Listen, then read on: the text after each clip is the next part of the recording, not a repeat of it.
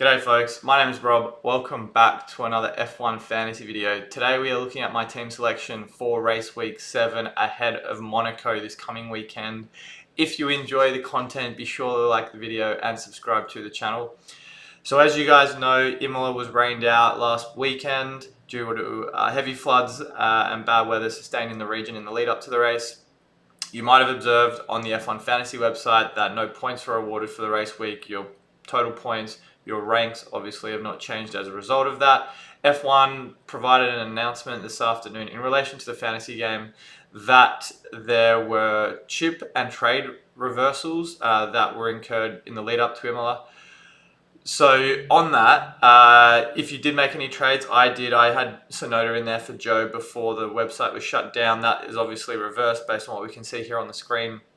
For chips, however, there was a little bit of conjecture around whether or not that actually worked. F1 Fantasy HQ on Twitter did point out that he created a test team for this exact reason, to see if he activated the chip, whether or not it would be reversed. At the time of recording, it apparently wasn't reversed. So if you're experiencing that same issue, let me know in the comment below. Even though F1 obviously did say that it was reversed. So I'm not sure, given I didn't activate any chips, whether that actually happened or not. But notwithstanding that, it's obviously not a great look if there's confusion around whether or not what F1 has said actually occurred. But that aside, we've got another race week coming up in a matter of days at Monaco. So let's get straight into my team selection. I don't expect really much is going to change. I feel like a broken record at this point. Triple Red Bull, triple Aston Martin, and that's realistically not going to move at all unless somehow there's a change to the pricing structure, which we just haven't seen so far, and I highly doubt that's going to change at all this season if F1 has done nothing about it so far. So, as boring as a season as it might have been and might be for my team selection, for your team selection each race week, the budget driver remains probably the hottest topic of discussion. Sonoda and Joe, for me, are the two that I can really get to, can really weigh up at the moment. If we take a look down at the budget guys, if my mouse or cursor, whatever you call it, wants to work and filter by value, I am taking Joe out of my team, can only afford up to these guys at 4.7 million. Albon, I'm priced out at 5 million cap based on what I've got on my screen. He's 5.1, and he would be probably the standout candidate for me in that budget price range. He's qualified really well on a number of occasions so far throughout the season, Albon. And I really expect, given that there's a lot of discussion around how important qualifying is at a track like Monaco, where overtaking is so difficult, that if Albon can squeeze into Q3 on the Saturday, I think he's in with a great shot at not just points for Williams, but points in the fantasy landscape as well. So he, for me, if you can get to him, is probably my pick of the bunch.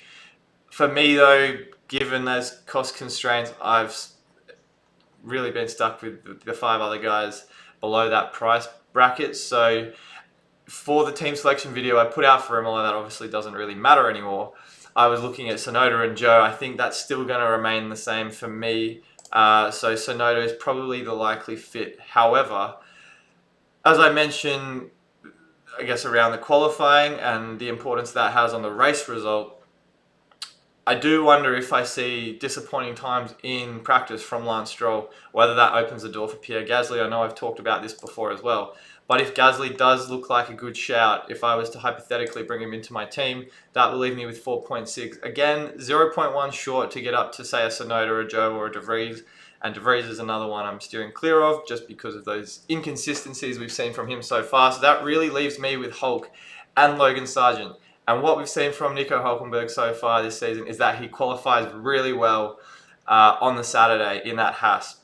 So I think he's another really good standout candidate if the overtakes are not on offer this weekend like they usually are. So for me, I almost don't mind this build for Monaco in a vacuum. I'm not saying I like it every race weekend, but if Gasly, who has also done quite well in qualifying, he's been in Q3 on a number of occasions this season, I could argue this not only looks great from a qualifying perspective, but just also hedging your risk a little bit more against that triple up on Aston Martin. So I would even take Hulkenberg over just about every other budget driver, save for Alex Albon. So I really like this team actually, and I will probably give serious thought to these two guys if I don't roll with Stroll and Yuki Tsunoda, say in that sub 5 million bracket. So they're the two builds I really like the look of. Red Bull still look unstoppable.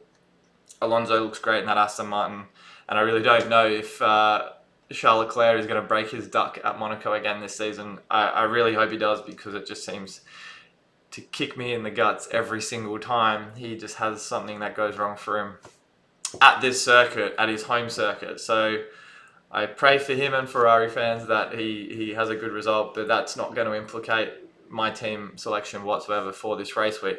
So this is the other build, as I said. I really like that. It's just something to, I guess, reiterate around the qualifying times and that impact that has on your race score and your race places for your drivers. Is I did a little bit of back of the napkin analyses just before this. I wanted to point out, just from 2022 alone, the positions gained and lost by drivers in the top 10. I think the further down you go, you're going to see a bit more unpredictability around those midfield and back market teams. And I mean, those three in red at the bottom obviously never finished the race, so that prompts guys below them to move further up the pecking order. So if we exclude, say, the bottom 10 or however many from our thinking, focus primarily on the top 10 I've got circled in red, we're really not seeing a lot of movement between where the drivers qualify and where they finish on Sunday. So obviously the Ferrari debacle with Leclerc last year, again, the Monaco curse struck him, lost 3 positions. That aside, probably would have been in the box seat to win the race in that Ferrari of last year. There really isn't much else changed to the top 10 between what they qualify and what they finish on the race. So again, can't stress the importance of practice to dictate what the cars and the drivers will ultimately post when it gets to qualifying. So yeah, just a little bit of a quick calculation there, just to give you an idea, a flavour for what to probably expect come qualifying on the Saturday. So yeah, back to, I guess, my team. There isn't really much more to say at the moment. We haven't heard too much as far as upgrades yet, and as far as chip usage is concerned, the only real one that I'm thinking about this weekend, if the rain stays away, which would obviously prompt the use of the no negative chip, is Final Fix. And the reason why I suggest Final Fix is because if you do see a driver that you have, whether it's a premium driver, a midfield driver, or a budget driver, that qualifies outside of where you expect them to qualify, you really want to hope that you can utilize that chip to move to a driver that's bound to capitalize on being further up the grid. So let's say hypothetically I get in Sergio Perez, he has a stinker of a qualifying, finishes in, say, 10th. Because there's no upside, or not as much upside for overtaking even in that Red Bull, you're not going to really expect him to creep his way back up to the top 3 with overtake points and position gain points. So let's say someone like George Russell in that price bracket, he's around 18 million if my memory serves me correctly. 18.6. If you've got budget to get to Russell, you can activate that Final Fix chip, bring him in for Perez, and boom, it great slots right in there. Probably a podium if he qualifies in the top 3. So that's essentially the chip I would most recommend for this weekend.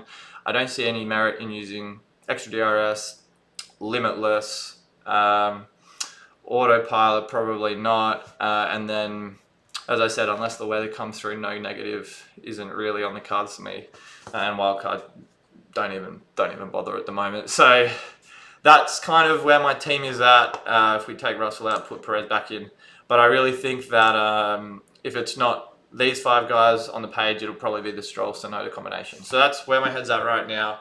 I don't really know if there's much more to share, as I said, as far as upgrades and other news is concerned, but if anything comes through, it'll be on my Twitter page for sure. I may well get back to you with the final thoughts, but it is a long weekend here in the United States, so I may not have time if I'm on the road Friday afternoon. But anyway, as I said, if you enjoy the content, be sure to like the video, subscribe to the channel, and yeah, best of luck this weekend as always, guys. Hope you smash your mini leagues, and I'll see you all very soon.